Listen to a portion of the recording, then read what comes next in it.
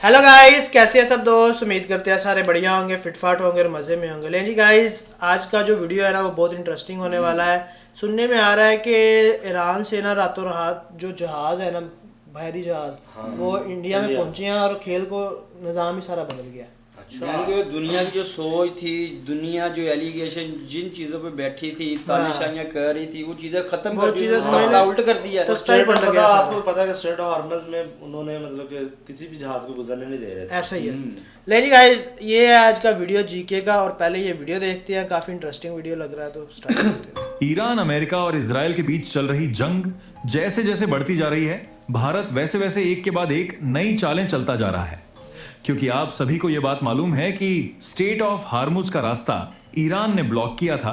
फिलहाल एक एक करके भारतीय जहाजों को गुजरने दिया जा रहा था, लेकिन सच्चाई सिर्फ यह इंडिया के है जहाज कि गुजर अभी तक मात्र 3 जहाज स्टेट ऑफ हार्मुज से गुजरकर भारत आ पाए हैं, जबकि अभी भी करीब करीब 22 जहाज वहीं फंसे हुए हैं और स्ट्रेट ऑफ हार्मुज के रास्ते भारत नहीं आ पा रहे हैं, क्योंकि ईरान ने इन रास्ते में समुद्री बम बिछा रखे हैं। तो उन रास्तों से भारतीय जहाज का आना सुरक्षित नहीं है।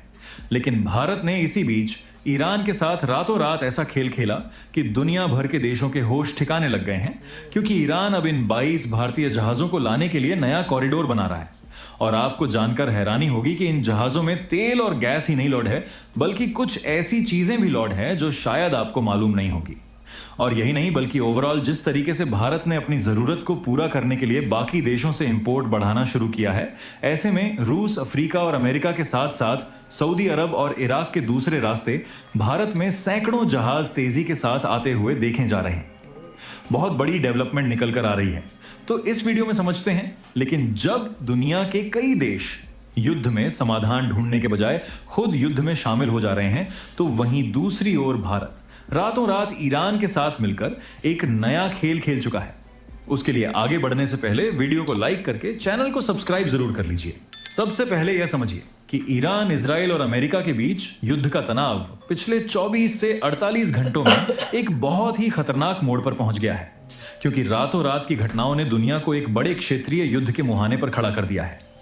दरअसल बीती 24 से 48 घंटे की अंधेरी रात में ईरान ने दक्षिणी इजराइल के अराद और डिमोना शहरों पर बैलिस्टिक मिसाइलों से हमला किया। इजरायली डिफेंस सिस्टम कम से कम 2 मिसाइलों को रोकने में नाकाम रहा। डिमोना के पास हुए हैं, जहां इजराइल का मुख्य परमाणु अनुसंधान केंद्र है। हालांकि IAEA ने अभी किसी बहुत बड़ा उकसावा माना जा रहा है। ईरान का कहना है कि यह हमला बुशहर और नतांज में उनके परमाणु ठिकानों पर अमेरिका और इजराइल द्वारा किए गए हमलों का जवाब था।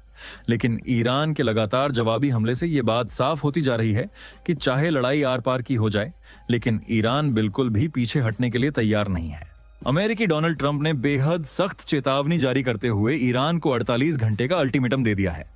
ट्रंप ने साफ शब्दों में कहा है कि अगर यह जलमार्ग तुरंत नहीं खोला गया तो अमेरिका ईरान के पावर प्लांट्स को नेस्तनाबूद कर देगा, और शुरुआत सबसे बड़े प्लांट से होगी। इसके अलावा अगर दूसरी ओर देखा जाए तो रूस यूक्रेन का युद्ध भी नया रूप ले चुका है, और दूसरी तरफ कई मालवाहक जहाजों पर भी हमले हो रहे हैं।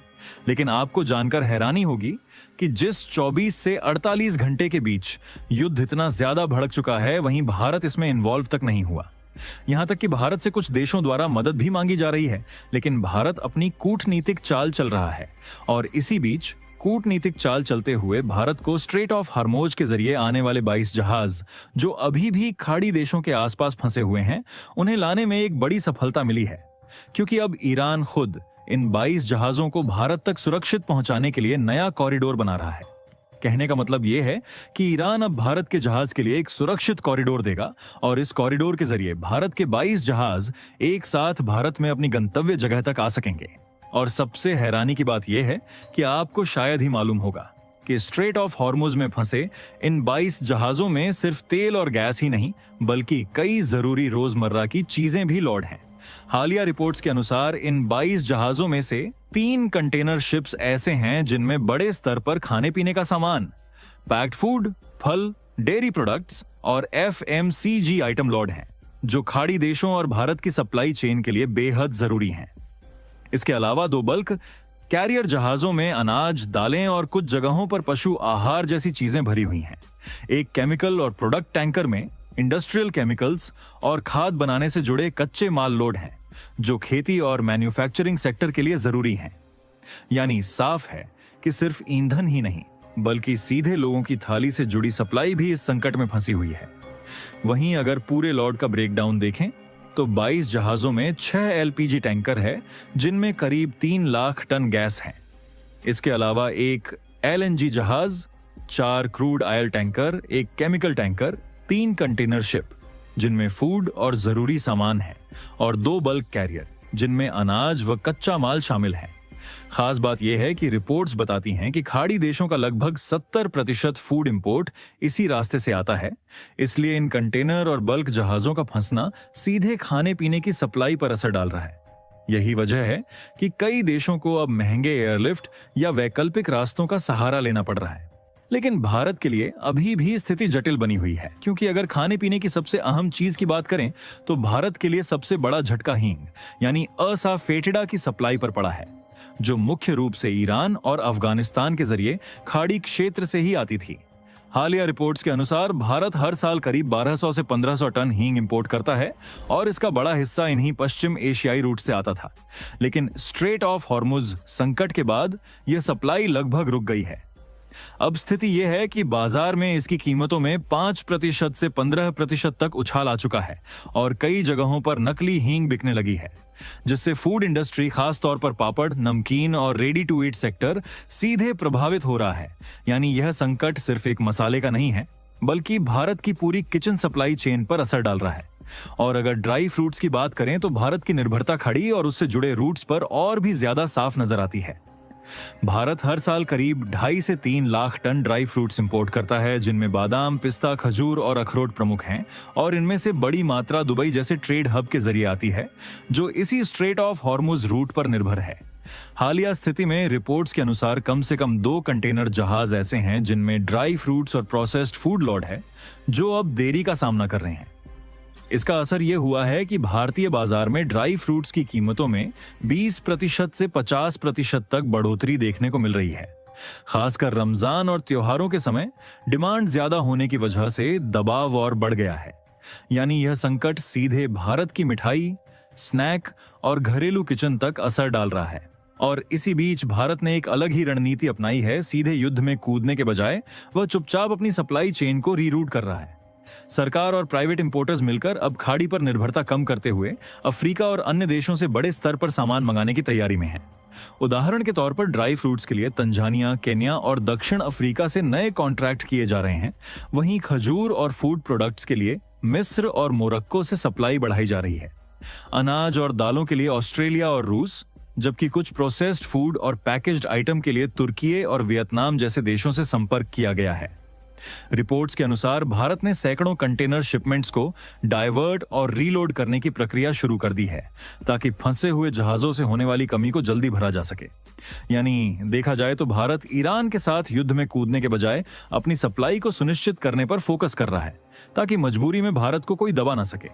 यहां तक कि भारत अब इस लेवल पर पहुंच गया है कि अगर भारत में डीजल और पेट्रोल की कमी होने लगी तो भारत डायरेक्टली ईरान से क्रूड ऑयल भी खरीद सकता है, जहां इसकी बातचीत भी चल रही है, जिसे अमेरिका चाहकर भी नहीं रोक सकता, क्योंकि ऑलरेडी कई देशों में कच्चे तेल की कमी होने लगी है।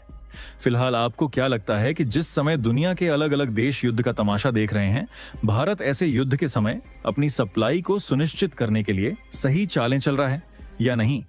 जी गाइस, ये था आज का वीडियो, जिसमें हम मैं एक चीज़ वैसे सोच रहा था कि सिर्फ ईरान जो है ना स्टेट ऑफ हार्मूज पे सिर्फ इंडिया को उनके जो शिप्स है ना गुजरने दे रहा है, बाकी अभी तक कोई वहाँ से शिप जो है ना। अच्छा देखिए जी, ये अगर आप सीधे अल्फाजों में आपको एक बात बताऊं, ये जो स्टेट ऑफ हार्मूज से इंडिया के शिप्स को क्रॉस किया गया है ना, ये पूरी दुनिया में इंडिया की जीत है। हाँ, पूरी दुनिया में। अच्छा, इस आपने वीडियो देखी है, इसमें कुछ 3-4 मेन पॉइंट थे। मेन पॉइंट ये थे ना कि जो उनकी तिजारत है ना, जो इस टाइम पे देखिए जी, भारत जो है ना, भारत वो एक्सपोर्ट ज्यादा करता है, इंपोर्ट कम मिकदार में करता है। ठीक है, कम मिकदार में इंपोर्ट करता है, some like a dry fruit, some खजूर, जो भी है उससे आप खाने पीने की एशिया को ले गए। ठीक है, लेकिन मसला क्या है कि वॉर स्टार्ट होते ही माह रमजान स्टार्ट हो जाता है। हाँ। ठीक है, माह रमजान स्टार्ट हो जाता है। माह रमजान स्टार्ट हुआ तो इंडिया में 25-30 करोड़ मुसलमान हैं। ठीक है, जैसे पाकिस्तान में माह रमजान स्टार्ट होता है तो हमारा खाने पीने की चीज़ों पर कितना ज़्यादा फोकस हो जाता है, ठीक है। तो इसी लिहाज से इंडिया भी एक बहुत वैल्यू रखता है इस चीज़ में, ठीक है, कि वहाँ पे भी रमजान किया जाता है, तो इस चीज़ से बहुत ज़्यादा इफेक्ट पड़ा है। बिल्कुल। और अच्छा देखें, और चीज़ इसमें ये ऐड हुई है कि देखें वो ये नहीं है कि हमें कुछ चीज़ आ नहीं रही तो हम चुप करके बैठे हैं, उसका मतबादल कोई ना कोई रास्ता तोड़ निकाल रहे हैं। यही है ना कि उस चीज के ऊपर बैठे नहीं हुए, बिल्कुल, ठीक है, उसका कुछ तोड़ निकाल रहे हैं। इसी तोड़ पे मुझे याद आ जाती है कि जब वो ट्रम्प को जवाब दिया गया था ना, वो तोड़ के लिए दिया गया था कि हम कोई रास्ता निकाल लेंगे। बिल्कुल ऐसे ही है। अच्छा, और एक बात और भी है, मतलब जैसा कि इंडिया के जो मतलब मसाले वगैरह मशहूर हैं, तो ये ट्रेड बंद होने की वजह से उस पर बहुत फर्क पड़ रहा है। 2 नंबर चीजें बहुत आ रही हैं, बिल्कुल पड़ रहा है, ठीक है, वो भी उन्होंने अंदर बताया वीडियो को। वो ऐसा होता है ना कि जब मिकदार किसी भी चीज की मिकदार खत्म हो जाती है ना, तो बहुत सारे ऐसे लोग, ऐसे भेड़िए भी बैठे होते हैं जो इंतजार में होते हैं कि हमारा टाइम आए, हम इसको पकड़ लें। तो क्या है कि वो मिकदार चीजों की कम हो गई है, उन्होंने डुप्लीकेट बनानी शुरू कर दी है, क्योंकि नीड जो जरूरत है ना वो तो है ही है, वो किसी तरीके से पूरी तो करनी, ठीक है। किसी ने 1 नंबर 2 नंबर में नहीं जाना है, अपनी जरूरत को फिल वक्त पूरा करना है, तो वो फिर ऐसे हो जाता है, लेकिन जो कि बिल्कुल रॉन्ग है, ठीक है। अच्छा, वो बता रहे थे कि अगर इंडिया को तेल की जरूरत है तो वो ले सकता है ईरान से, ठीक है, उसको आने की इजाजत है। मतलब जैसे पाकिस्तान में देखा जाए कि तेल नहीं मिल रहा और रेट जो है दिन ब दिन बढ़ रहे हैं, लेकिन इंडिया में अभी तक रेट नहीं बढ़ा, ठीक है, उनके बहुत अच्छे रिलेशन जा रहे हैं। उन्होंने इस चीज को पूरी दुनिया के सामने जो है ना, इंडिया की तरफ से भी और ईरान की तरफ से भी प्रूफ किया। अच्छा, अभी तक कह रहे हैं कि भाई जो बहरी जहाज है ना वो पेंडिंग के ऊपर है, वो पेंडिंग है, लेकिन आप समझ नहीं रहे हो, जिस चीज की इंडिया को बहुत ज्यादा जरूरत थी ना, अशर जरूरत, पेट्रोल और एलपीजी, ठीक है, वो उन्होंने फिल वक्त मुहैया कर दी, 3 शिप्स छोड़ दिए। इट मींस कि टाइम कुछ उनके पास पहले भी स्टोर होगा, वो कुछ के साथ काम चल जाए। जैसा कि पाकिस्तान में कह रहे थे कि 28 दिन का पेट्रोल पड़ा था, लेकिन उन्होंने 28 दिन पहले रेट बता दिया। अच्छा, आप ये बात देखो, पाकिस्तान के पास 28 दिन का पेट्रोल पड़ा था, रातों रात रेट बढ़ा के कहाँ ले गए। इंडिया के पास बढ़ा था, लेकिन उनके रेट्स में कोई इतना वो नहीं, यार भाई कर रहे हैं ना, ठीक है, वो भी तो कच्चा तेल ले रहे हैं, सुनने में आ रहा है 2-2.5 रुपए यार, इतनी समझ आती है। अब पाकिस्तान में जैसे 200 रुपए तेल बढ़ रहा है, इस तरह तो अब लास्ट नाइट 200 रुपए बढ़ा दिया, ठीक है, तो क्या करेगी आवाम, दुनिया वॉर तो हमारे लिए लगी हुई है ना, जाहिर सी बात है ना। यहाँ पे जो लुटेरे हुक्मरान है वो हमें लूट रहे हैं, बस उनकी मौज लग गई है इस जंग में भी। मतलब ये वो लोग हैं जो मौत से भी फायदा उठाते हैं, ठीक है, ये पाकिस्तान के हुक्मरान ऐसे ही है, इसमें कोई डाउट नहीं है। लेकिन गाइस, बाकी आप क्या कहते हैं इस वीडियो के रिलेटेड कमेंट सेक्शन में लाजमी बताइएगा। बाकी मिलते हैं आपसे अगली वीडियो में, रखें बहुत सारा ख्याल, गुड बाय, अल्लाह हाफिज।